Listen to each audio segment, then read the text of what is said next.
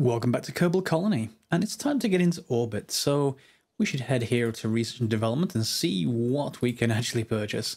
Still got to be fairly careful, we're only on 120,000 so far, and we're going to need a few things. So we're probably going to need the stack decoupler, so we may as well purchase that. Not going to need separators so much, but we can also get the smaller stack decoupler if we wanted to, but that's 5,000. I'd rather not go for that just yet.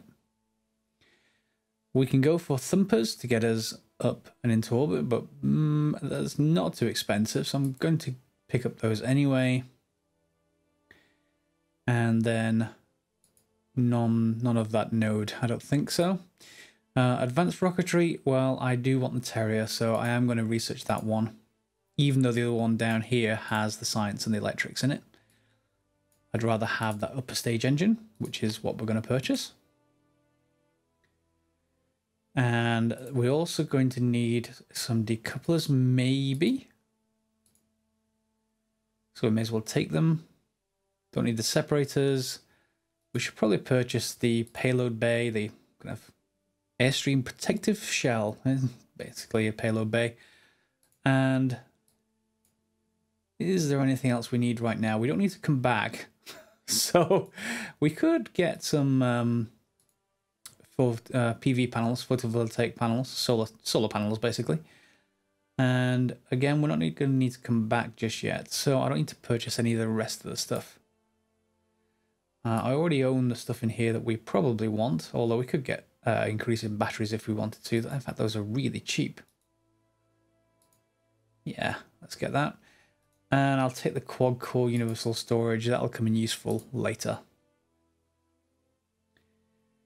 Because we can use these, but these are rather expensive yet, so I'm not going to go to those just yet. However, I will pick up... Oh, wow. Let me click on you. There we go. Pinning never seems to work completely well for me. We're just going to take the Reliant as well. It's not gimbalable, but we can use it for other things. So, was my earlier prototype actually valid now? I did actually design something in a test game. Yeah, let's just load this one up. Okay, so here it is. It's a very straightforward rocket. We've got a decoupler. If we just take that off for a second, we've got this LV909 at upper stage. Again, all the same fuel tank, just saving economy wherever possible. And it looks less Kerbal. It still looks quite realistic, even though we're in KSB. I'm not playing Reasonable Overhaul this time. May do that on another playthrough, but at the top we've just got our little probe core and the batteries, and well, one extra battery and a barometer underneath. Not that a barometer is going to do anything where we're going, but we may as well carry it with us as well. We're also going to well, there's no point carrying the seismometer just yet. I guess we could try and get the magnetometer boom, but I don't really have like a deployable nose cone or anything that I could fit that underneath. I don't want it to come up through the skin of the nose cone. That's cheating. And the universal storage version is really expensive at the moment. So what we're actually just going to do is save this, and we are going to use this to get into orbit. And from there, well, we can see what we do. So orbit Kerbin. Yep, we'll take this, although it probably will disappear because of the other orbital contract, which is this one. So we'll take that one. We've got a little bit of an advance, around 15k. But these would give us a much better situation. However, do note on the, what's the name of the mod?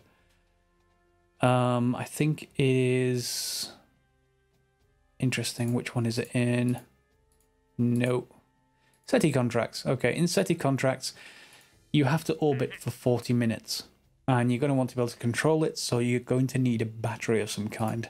That's why I put one on. Otherwise, we wouldn't need to worry about it too much. I also don't have any extra ground stations on, so I need to be a little bit careful about how we actually go into orbit. Normally, we go quite flat, really efficient. In this case, I want to make sure I still stay in contact with the ground for as long as possible until I'm in orbit. So we're going to loft quite high and see where we get to that way. All right, here's our rocket. Yeah, I should probably put more of these in place, but it doesn't matter. We've got orbit info from MechJeb on the top left, And I think everything's set up. I hope so. Otherwise, this is going to be a short trip. Yeah, I've separated those. Normally they'd fire together, but just to separate things. And then this whole top section will go. I could put some solar panels on here. That will keep the life going for a while, but it's our first craft, so I'm not going to worry too much about it. SAS on, and let's go. So just like before, we are going to tilt over a little bit, but not anywhere near as much as you might go for an efficient orbit.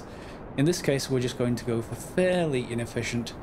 Just going to watch our apo over here on the left hand side. Just tilt ourselves over a little bit. And I want to get to, say, 40 in the apo before we really start to tilt over. You can see just how much fuel we're actually using. So we don't have a lot of spare fuel. And I'm going to have to slow down very shortly because we're about to hit the wall of maximum pressure around 500. So I do need to slow that down.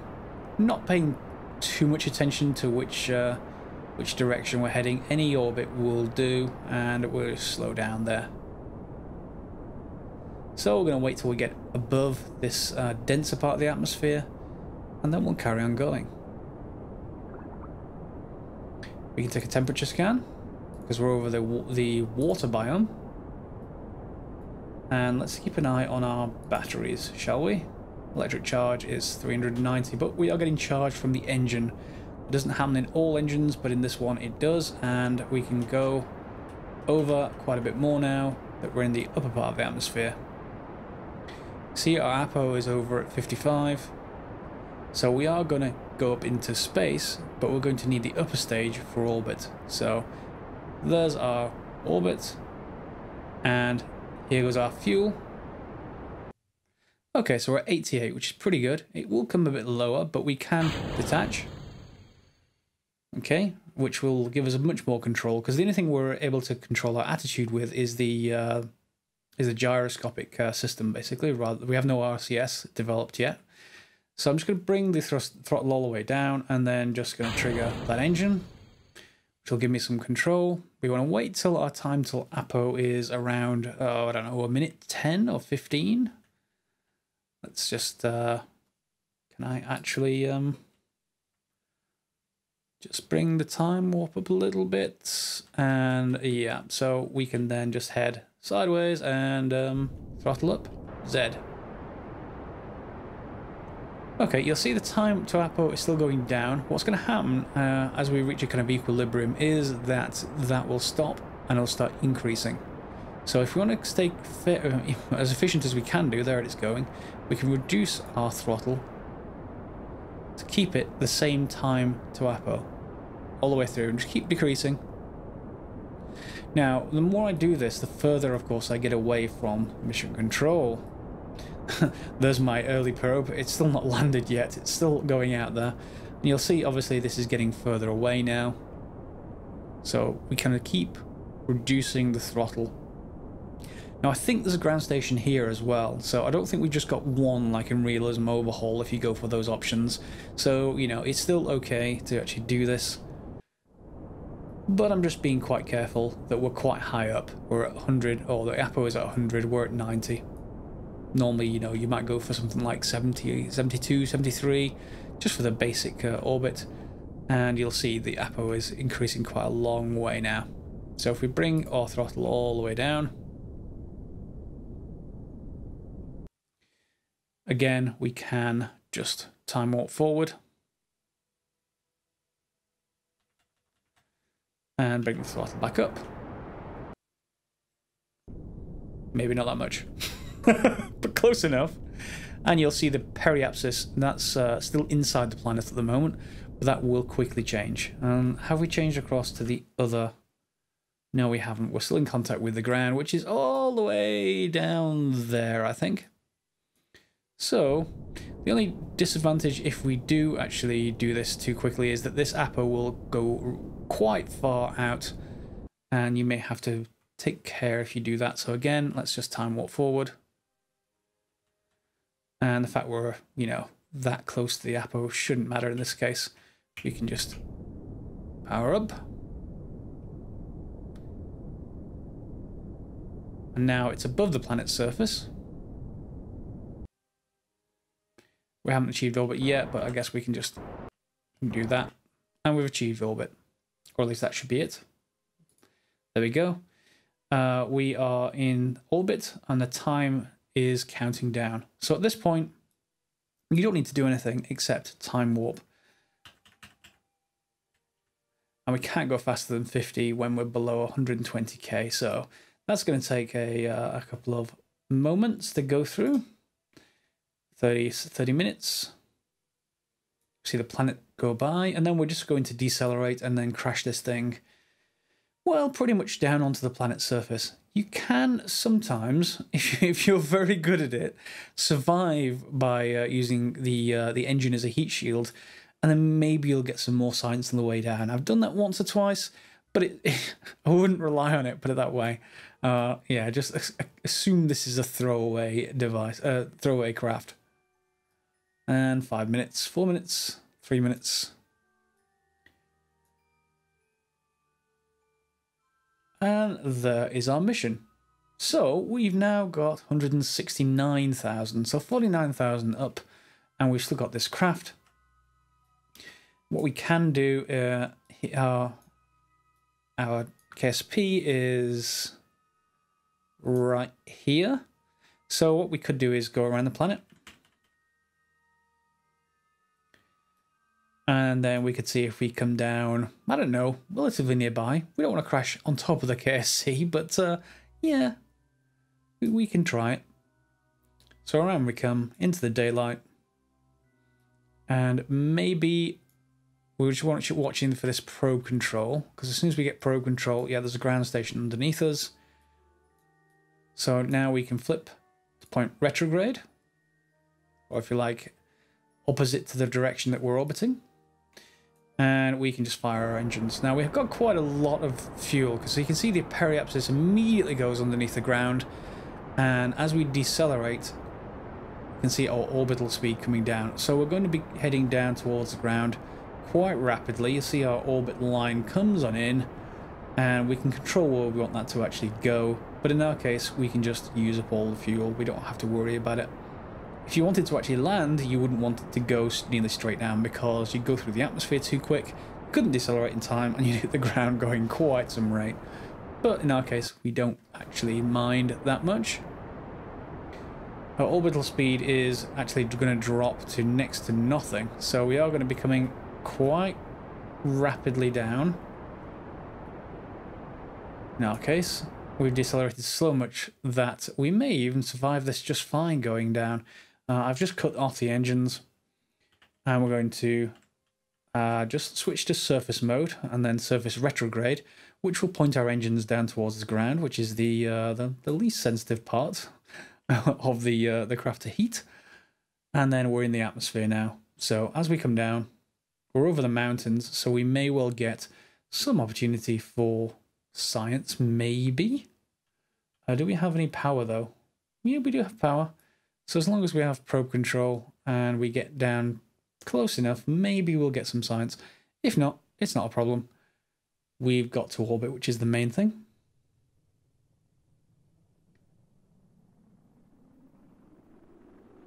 And here come the mountains. So we got temperature scan. Oh, it requires a powered vessel, and we've got plasma blackout, I assume. Yeah, which is why we can't actually do anything. Transmit. Oh, we just transmitted just in time. And there we go. Even the top survived. That's fine. But essentially, you get plasma blackout as you come in through the atmosphere. So you got to wait till you come through the bottom of the atmosphere, or the bottom of the thicker section, and then you can actually transmit again. Just like in real life, you can't contact craft coming in through the atmosphere. So back to the Space Center. And now we have a few options. Well, we do once the loading screen finishes. Okay, it's nighttime. We didn't get too much science, but science wasn't really the purpose of that trip. The purpose was just unlocking more missions, so we can get kind of a permanent presence into orbit, and then a permanent presence on a moon or so. What are our next SETI missions? Orbit and recovery, and moon flyby. Okay, both are relatively, well, the moon is a little harder to get to than some let me just show you in the tracking station. Yep, so let's just zoom out. Because the moon isn't inclined versus Minmus, it's actually fairly straightforward to plan for it without any of the upgrades, whereas Minmus requires a little bit more thought. Let's just move you across. Okay, and this actually tells us what we need. This gives us the criteria for various science. So space high, in order to get space high science, you need to be over 250 kilometers. Atmospheric is 70 kilometers, etc. So can we just click on you, and space high is 60 kilometers. So anything inside 60 will cross into space low, so you can get two different types of science. And same thing out at Minmus, within 30 kilometers is fine. So, can we build something that will get us to the moon, or at least flying past the moon? Otherwise, the other option we've got is that recovery from orbit, but that doesn't get us much new science. So, did I save Kite 4, I wonder? I didn't. Okay, so let's build Kite 4. We need to take this rocket as it is, and we're going to need to expand it. The main problem, I think, will be weight when I do so, rather than parts. We can sort of use some of our funds to reduce the number of parts if we wanted to, because that's 3 parts, those tanks. The fins, again, are other parts. We're going to take those off. I think we're going to have problems without doing something else there. And then we've got to choose what we do with this. Now, we're restricted to 30 parts, and there's 13 already. So the easiest way to do that I know of is using something like a thumper, which is a single part, but it's huge, and that will get us off the ground. And we're going to need some way of connecting it, so we need the coupling and then the radial decoupler. And we'll put it around about here. It doesn't matter exactly because we're going to reposition it in a second. Yeah, these things never attach correctly. There we go, I guess. That looks about right. Okay, we don't have struts yet, which is even more dangerous.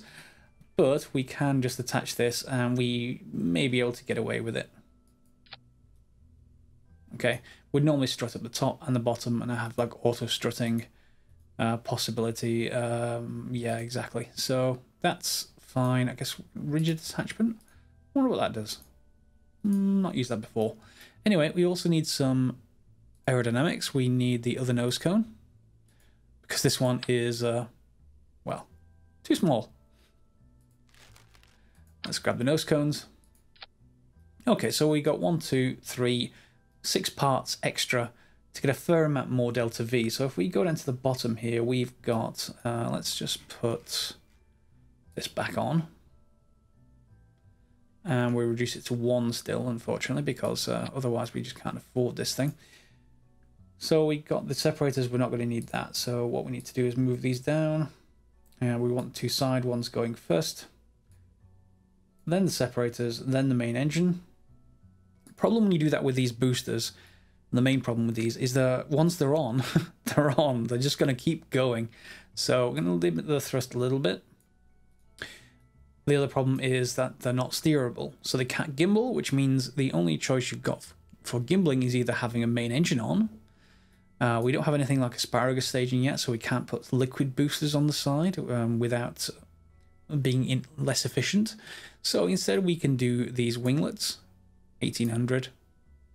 I guess they're plain winglets, but they should still work. And we can put 4 of them on. Like that. So we've got some clearance. And they will deflect, they will respond to controls while these 2 are firing. Then we're going to drop into the main engines. And then the same thing as previous. Now we're already up to, what are we up to? Let's just move these delta V stats out. we're up to over the 18-ton limit. So what we're going to need to do is, unfortunately, spend some of our hard-earned money on upgrading our space center. So we're going to need to upgrade the launch pad. And it is expensive. We're down to 90 already. But we're just going to need it for the future. So, is there anything else we can do? How many parts do we have left? We've got 6 parts left. So this is going to be a bare bones approach anyway. Not much I really can do with science. The barometer, we may get some science out there, we'll see. There's no real part savings I can make. So I wonder if there's any way to generate electricity. I can just do this, I guess, which hopefully should keep us alive, well, at least our probe alive, for as long as we're going over there. As long as they don't burn off. That's the main worry with those. They're not shielded unlike the larger, later ones. So what's our delta V like? Not great with this stage. That's just for certain. It's not going to get us out of the atmosphere, these 2 boosters. They're just going to get us fairly far up. Then we've got, by this point, we'll be getting maybe somewhere between those two numbers. And that will get us into orbit. And then we'll have 3,000, 4,000 to actually play with. And we'll see where we get to from that. Okay, so let's save this as the Kite 4. And join me at the launch pad. Alright, welcome to a night launch. And let's just throttle up and turn the SAS on. And now we're going to be heading out up and into orbit first. Hopefully. Hopefully these won't rip us apart. And then from there, maybe we can get to the moon. At least fly it by it anyway, that's the main thing. Again, we haven't loaded much science onto this because mainly we just need funds at the moment to upgrade the rest of the space center. So getting those funds, we'll get some science along the way, maybe just from our little log temperature and barometer. But other than that, we're mainly just going for the achievements. And this is going to take us off. We got 1.5 thrust to weight ratio. And we can steer purely and only with these little fins. So we're just going to get ourselves into roughly the right heading. We're not going to, I'm not going to be able to do this in a very controlled way, unfortunately, because those fins are not as good as a gimbaled main engine, but we should be able to. The one thing I don't want to do, however, is get too far away from heading east, because that's the inclination that the moon is on. So if we're too far away from that, we're going to miss the moon. I'd rather not miss the moon. We don't have any ability to control or flight plan yet, unfortunately. So we're going up and over, and we're about to drop the boosters. We will do in a second. We don't have much roll control, so all we got to really do is drop these at the appropriate time. And then start up the main engine. And we're at that point in the ascent whereby we've got to get through the thicker part of the atmosphere, so we can just keep going this way.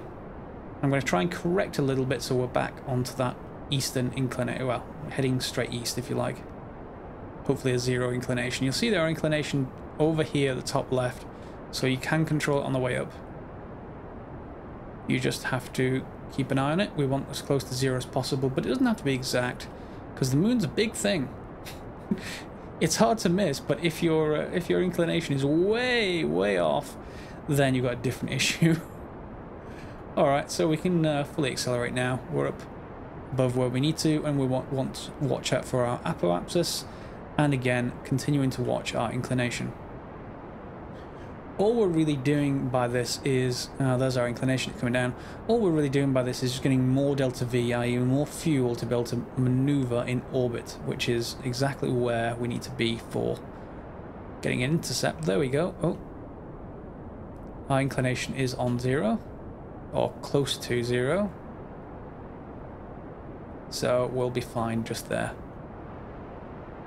When we accelerate, we've got 2 minutes to our apo, and we're already above where we need to. We've got some fuel left, so if that can get us all the way into orbit, that will be good. But we'll see once we get a little bit closer to our Apo.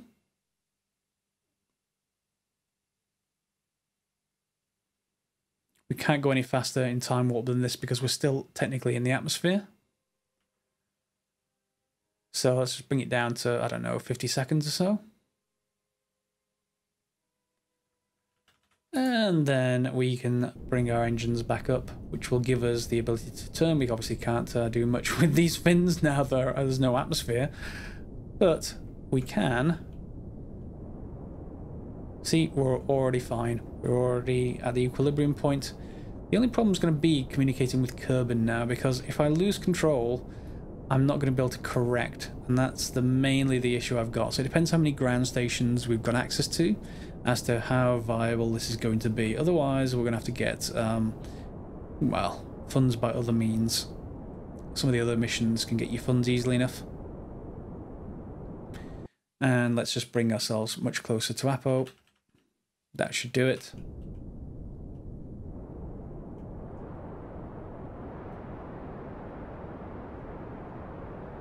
And last of our fuel. That stage should nicely burn up, and then we can use our last stage. Okay, so we're in orbit. Now what do we need to do? Well, maintain power for one thing. So we have to get low in space near the moon. So inside 60 kilometers. And the moon's over here. So what we need to do is go around the planet once and then get it so the moon is just coming over the horizon, and then point at it and then go. It's that simple when the moon is on the same inclination as the equator. And because we're taking off on the equator on Kerbin, it becomes quite easy. It's a lot harder in Realism Overhaul, but we don't have to worry too much about that because we're not in Realism Overhaul. Okay, so we've lost probe control, so I hope that we regain probe control by the time we come round, but if we don't, we can do a few revolutions until we have that. That's the main thing. Yeah, and we're not going to have it this time, so we have to go around again. And now I get it back, of course. That should be fine. I don't know where the other ground stations are, so I can't really...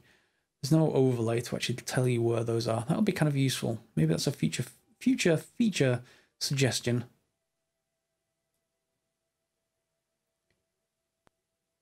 And we're going to lose it again. So I'm going to make a few revolutions until we get the KRC underneath us when we're getting to this stage of the orbit. And I hope you'll join me back then. Okay, so we're coming around the planet and the moon is right there.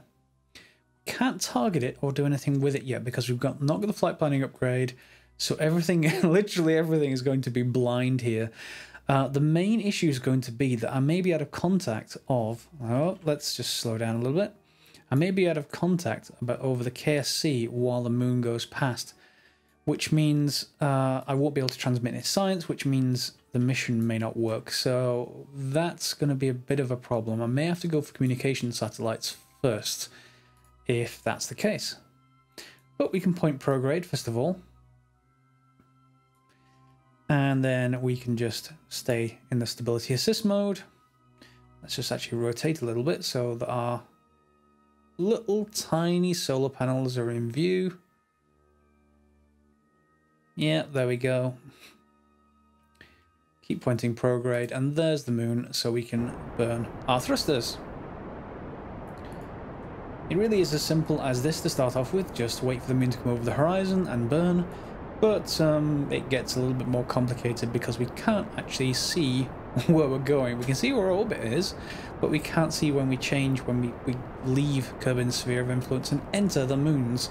So all we have to do is sort of get this roughly right and hope a little bit. I would stop, you can stop where the orbit exactly is, but I think I'm going to stop a little bit sooner. Yeah, and hopefully that will be a capture of some kind. Have to be a little bit careful, I don't want to get too close, but that should be fine, hopefully. If not, it depends really if I got any communications when we get out there. So at this point, we just accelerate and we just wait till we're past 120k. And you're probably very used to seeing all of where we're actually going to be going in the orbit, but without those upgrades, we can't do any of that. So let's accelerate out there and see if we were successful. We should change sphere of influence right at the very end because we're going to go slowest when we get there. And we may have missed.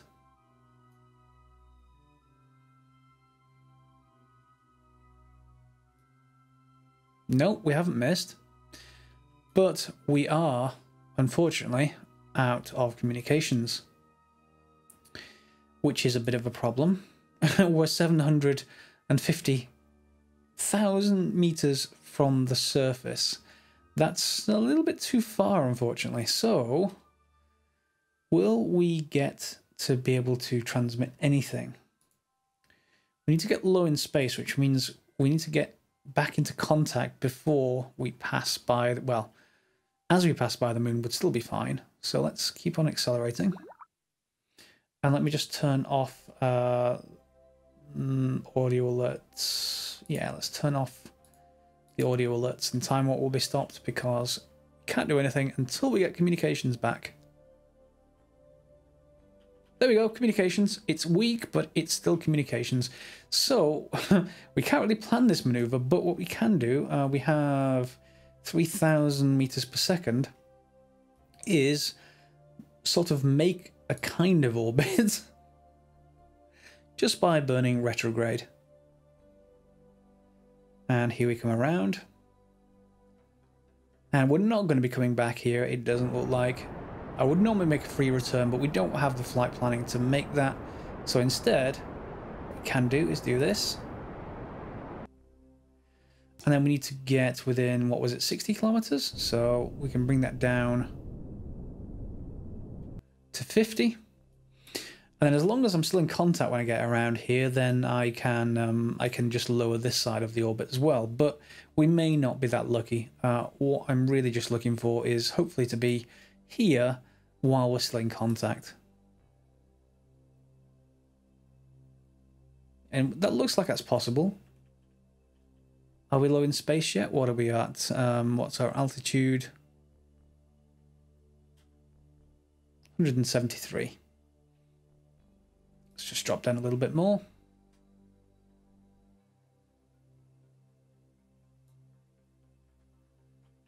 And we should be low in space, or very close to it. 68. And while we're actually doing this, we can bring down the other side of the orbit. 39. Don't want to go too much further because I could run us into the ground by decelerating. But that should let us get closer.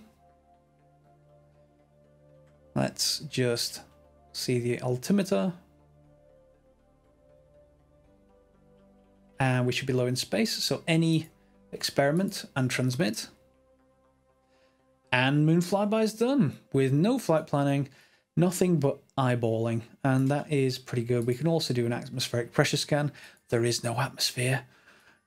And we can go out of the other side of the orbit, go around the back of the moon. We're not going to get any more experiments, unfortunately, but that's okay. And now we've got high over the moon. We're still out of contact, but if we go this side, there we go. Let's just get both of those. 6 science, and transmitted and received. One thing I did turn up actually, and I didn't show you in the very first episode, is in the difficulty settings. Here, there is this, in advanced, occlusion modifier.